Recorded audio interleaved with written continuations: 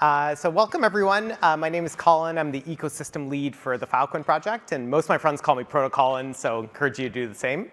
I was going to do a quick presentation on turbocharging the Filecoin ecosystem, and then we can kind of open it up for questions.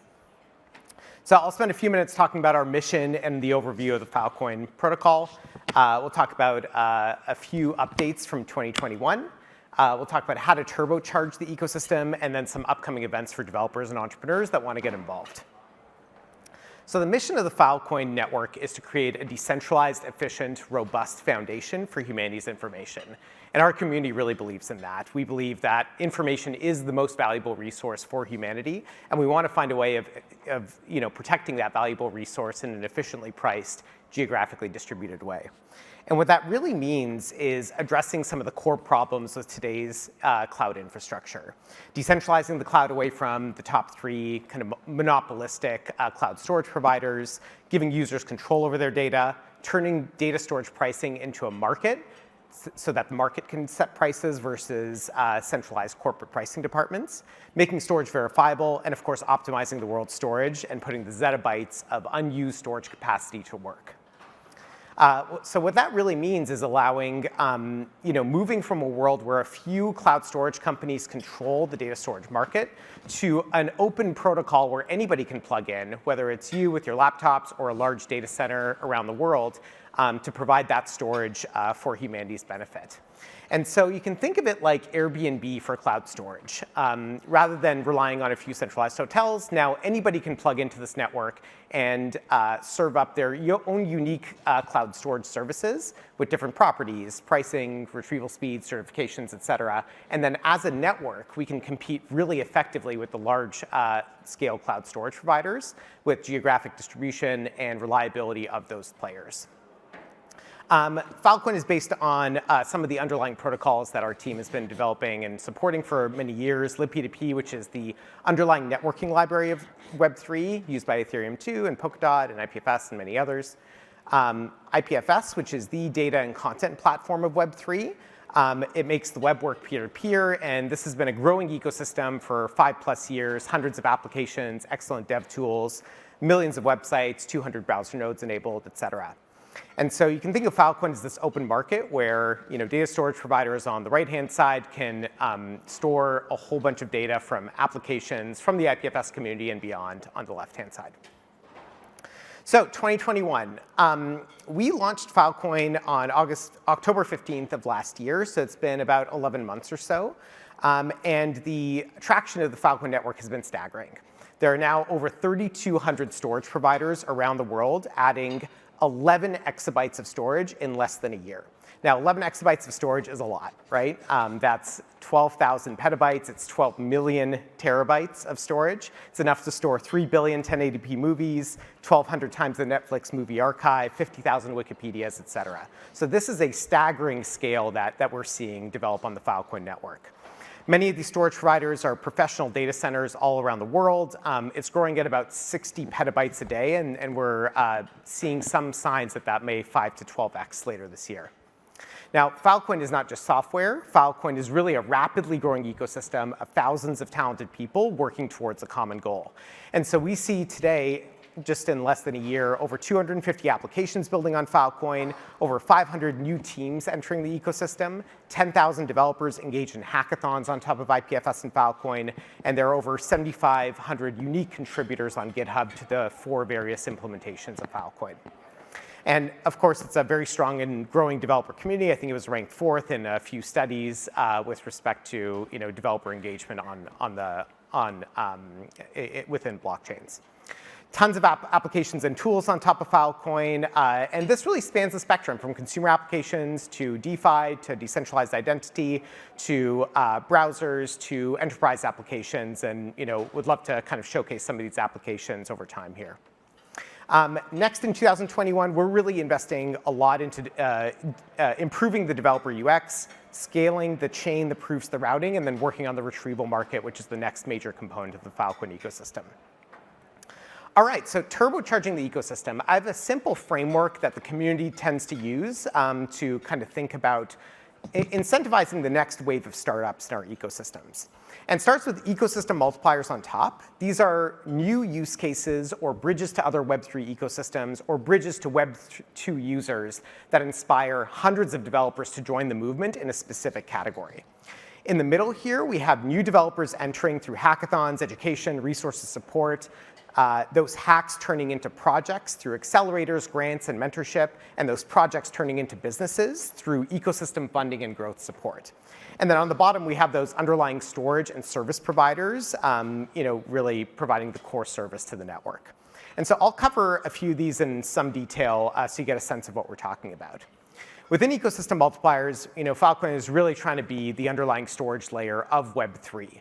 And so over the last few months, we've been integrating with many blockchains, including Ethereum, Dapper Labs, Chainlink, Near, Polygon, Hedera. Each of these come with a really easy way for developers in those communities to start to use Filecoin as the underlying storage layer, as well as some joint grants programs, hackathons, and really a whole system where those communities can engage with Filecoin and use that as the underlying storage layer. The community launched NFT.storage a few months ago. This is the easiest way for developers who are trying to use NFTs to content address with IPFS and then back up that storage permanently to Filecoin. And so this has become kind of the default tooling for a lot of the NFT platforms, including OpenSea. IPFS has started to integrate with browsers. And so between Brave and Opera, we have over 200 million nodes through the browser enabled with IPFS. Video and audio integrations. We have an integration with Filecoin, LivePeer for transcoding, storage, and retrieval of video NFTs and large video data sets on top of Filecoin. And then Audius is this awesome music streaming platform. You should definitely check it out. Use IPFS under the hood. And so video and audio is another ecosystem multiplier to accelerate those use cases. And then we're also, beyond Web3, trying to incentivize Web2 data sets to use the Filecoin protocol. So for example, Starling Lab is backing up tens of thousands of hours of genocide video testimonials from the Shoah Foundation itself. So these are genocide survivors recording videos, and the reason why they're using Filecoin is because those videos can be verifiable back to the source. So you can't fake those videos or start to tamper with the authenticity of that video itself. So that's kind of ecosystem multipliers on top. I'll just touch on developers, projects, and businesses for a few minutes here. So within developers, we're trying to encourage this cycle of developers to learn, build, launch, and grow their applications on top of IPFS and Filecoin. So we have dev resources feeding into hackathons, feeding into grants and accelerators, and then ecosystem growth investors on the tail end. And I'll touch on a few of these just to give you a flavor of what we're talking about.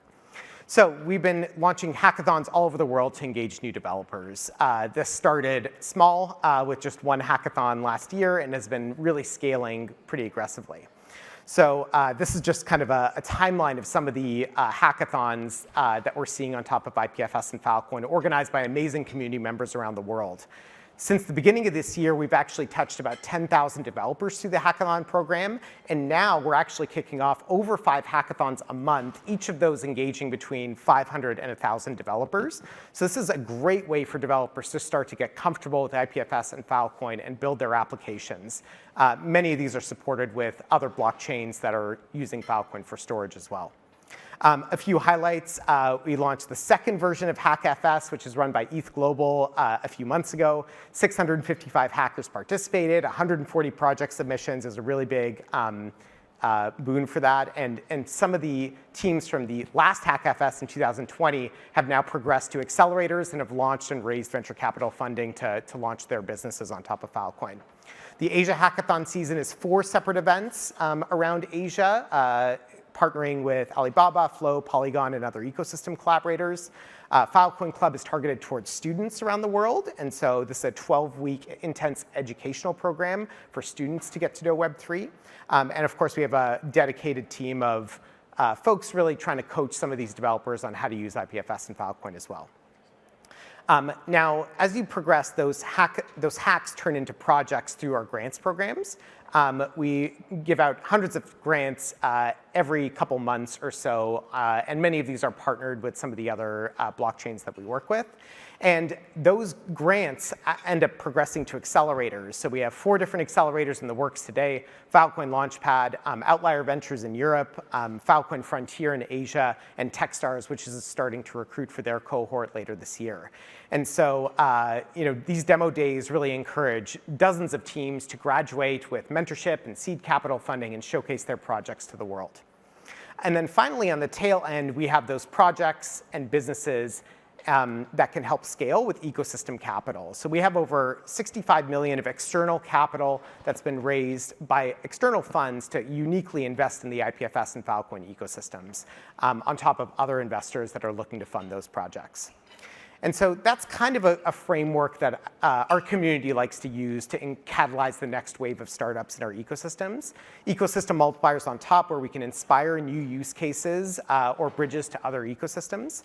In the middle, we have developers entering through hackathons and education, those hacks turning into projects through accelerators, mentorship, and grants, and those projects turning into businesses through ecosystem funding and growth support.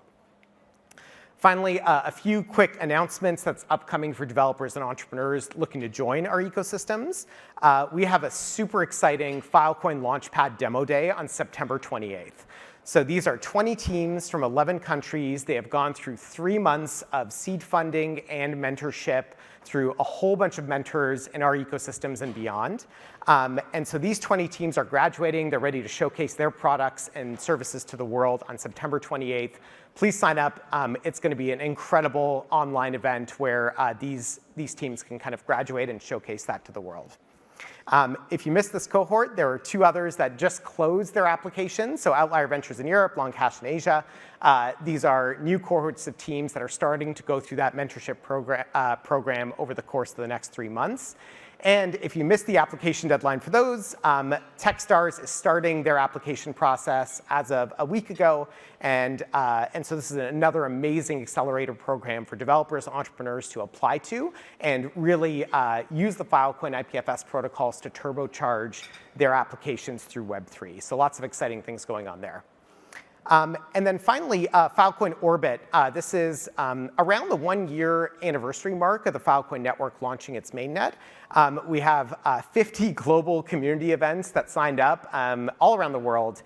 And they're going to be celebrating Filecoin's 1-year anniversary with tons of unique speakers in their own geographies, focused on different topics. So if you want to put on an event or just participate them, these will be all around the world at different time zones between October 18th and 22nd. So I'll leave everyone with one parting thought and just zooming out for a minute on how we see the global data sphere evolving.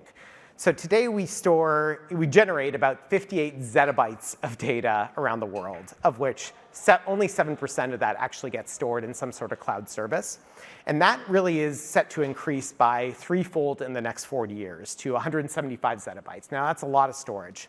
But what's important to note is that today's cloud storage infrastructure can't necessarily support this. Only 7% of the total world's data is stored today. That's decreasing to 5% over the next 3 or 4 years.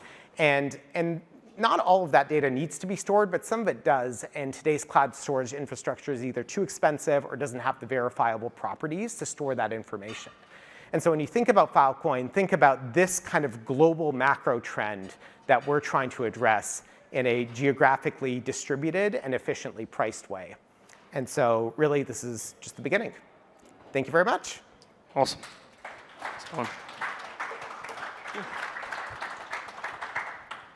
So why don't we start the questions with the right side of the marketplace? You guys have obviously done a bunch of incredible work onboarding 320 data providers and 11 exabytes. 3,200, yeah. 3,200 data providers and the 11 exabytes, of capacity that's online. Can you share a little bit about, what that process has been like, working with institutions that are definitely not crypto native and getting them to engage with this network? Definitely. We haven't done that much. It's been very much community-led. I think the underlying crypto economics of Filecoin have really incentivized not only large data centers to join the network, but to work together. There's actually a unique property in the crypto economics of Filecoin where the block reward is not only based on your share of the storage in the overall market, but how big the Filecoin network actually grows to. And so these storage providers are not only competing, but they're collaborating to unlock the next tier of data storage. The other thing is there's real incentives for these data centers to store real data, right? And so if you're storing as a data center on the Filecoin network, a storage provider, a verified data set, you actually earn 10 times the block reward than if you're storing kind of garbage data or ones and zeros. And so these storage providers are really incentivized to store real data sets around the world. And so we haven't done a whole lot to really encourage them. We don't have like a BD team or anything like that. But we are going to try to encourage a globally diversified set of these storage providers in the future and kind of encourage more reliability in that as well. Gotcha. For the tail end of data that you mentioned on the last slide, where there's all this data that's not being stored, it's kind of clear why a lot of decentralized applications would want to use a layer like IPFS for storage. Right. Have you guys seen any interest in archiving the tail end of data from non-crypto applications, or what's kind of the strategy been around that piece? Definitely. So a bunch of Web 2 data sets. It's really expensive to store large amounts of data in traditional cloud services, especially if you're like an organization like a nonprofit that has those kind of data sets. I'll list two examples. So the Shoah Foundation is storing petabytes and petabytes of information on the Filecoin network, but not only because it's really expensive in a traditional cloud storage service, but because you can really trace back those video data sets of genocide survivors, like I mentioned, back to the source of those. So all that data is actually verifiable. It's a completely new way of verifying those videos back to the source, right? The Internet Archive, which aims to back up the world's information, they're starting to replicate a lot of their information on the Filecoin network as well. So those are two examples of like Web 2 data sets that are starting to make the leap. Filecoin today, because the block reward is actually 99% cheaper than something like S3, and so there's a huge cost advantage. But there's all these other properties where you're not locked into one vendor. You can choose from a number of different players. That storage is verifiable. Those centralized parties don't have control over your data, like Facebook and others. You have full control over your keys and your data within the Filecoin network. And so, I think we're going to see a really big bridge between the Web 2 world and the Web 3 world as Filecoin accelerates and targets some of those data sets. Gotcha.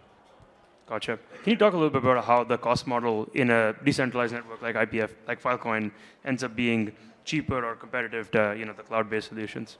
Yeah, totally. So at first, a lot of the storage is subsidized by the block reward, right? And so if you're a storage provider on the Filecoin network, you earn the fees that your clients are paying you, but you also earn the block reward for securing the blockchain and providing storage to the ecosystem. And of course, if you're storing real data, you're earning much more block reward than you are if you're not storing real data. And if the Filecoin network is growing at a rapid rate, there's much more of that block reward to go around, right? Over time, as the reliability, the brand, the tooling, the usability of Filecoin increases over a 10-year time span, that block reward will slowly decrease, but the fees that clients will pay will slowly increase as well, given that reliability. And so it's currently about 1% of the cost of some of the centralized providers for kind of verified data sets. We think there's quite a bit of runway with the block reward there, but over time, that gap will close a little bit to the centralized providers.